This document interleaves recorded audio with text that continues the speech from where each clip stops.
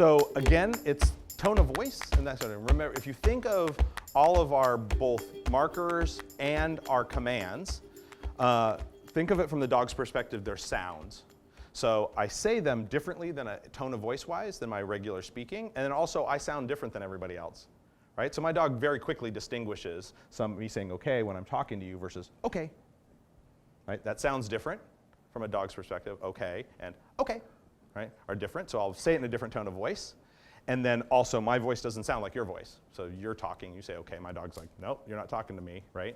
That's not the sound that I'm used to. And if we start to look at it from a dog's perspective, right, then tone of voice is a big deal for us, right? I have people that when we give our commands, for instance, I deliberately change the tone of voice as well as the word. Like, so I speak French to my dogs. I started it on a lark years ago, and so now I'm sort of stuck, right? So I can't keep too many words in my head at one time. So I go, assis, couché, debout. So the words are different, but the tone of voice is also radically different, right? I have a friend, she trains her dogs, uses the same commands, only she goes, assis, couché, debout. So they all are exactly the same inflection and tone of voice, right? It takes her dogs, they figure it out eventually, but it's much harder for them. So you can manipulate that.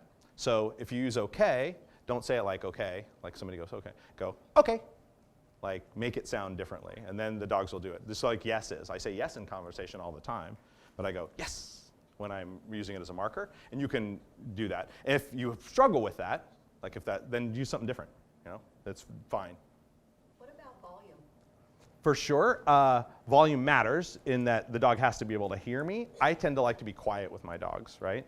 So I have a tendency to give commands in audible level but not loud, right? Dogs have very good hearing. Lots of people use their voice, they get much louder than they need to be. Also, so I like to be quiet typically, so I'm not giving commands at super high volume. There are people that try to control dogs with volume. A lot of social pressure inherent in there. So they go, down, right? And they're applying social pressure in there. Your dog could hear you go down, right? And certainly the social people say it like you mean it. Don't ask them, tell them, right? It's kind of an old-fashioned idea. It's what happens after the sound, not the sound.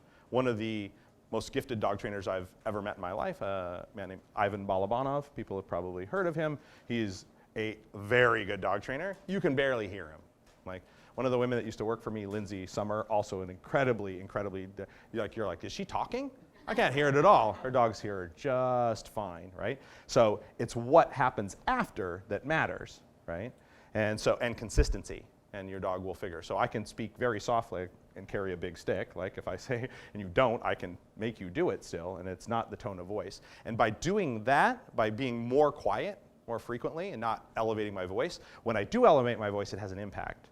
And I don't use it very much in obedience training, but I definitely use it managing dogs around. Same, I mentioned if I have a dog fight breaking out, if I raise my voice, my dogs are like, ooh, because I'm not yelling at them all the time. One of the things about being kind of loud and trying to control your dogs with social pressure is they get used to it. And so if I'm loud, they're like, ah, he's yelling again, big deal, right? So then it doesn't carry the impact. And so if I'm quiet all the time and then I raise my voice a little bit, my dog's like, okay. And so I resist being loud, but you need to be audible, right? So if I'm doing distance work, the dog has to be able to hear me, right, as I do that. And in sport work, sometimes the dogs are at a distance, there's stuff making noise, and I certainly need to make sure they can hear me. So it should be audible from a distance, but they have good ears, so they can definitely hear you. So I try to be quiet.